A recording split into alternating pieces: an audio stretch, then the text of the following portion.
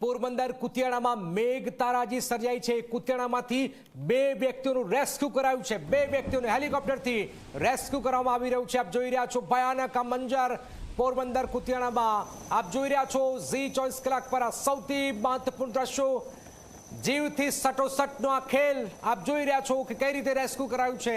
બંને વ્યક્તિઓનો દિલ ધડક રેસ્ક્યુ કરાયું છે। જાંબાજ આપણા જે જવાનો છે એ એક પછી એક લોકોનું રેસ્ક્યુ કરી રહ્યા છે। પોરબંદર કુતિયાણામાં આ મેઘ તારાજી બાદ 2 વ્યક્તિઓનું રેસ્ક્યુ કરાયું છે। પર જ્યાં નજર કરું ત્યાં પાણીની વચ્ચે રેસ્ક્યુ કરતા દિલ ધડક રેસ્ક્યુના આ દ્રશ્યો સામે આવી રહ્યા છે। જાંબાજ જવાનોને 100 સલામ છે।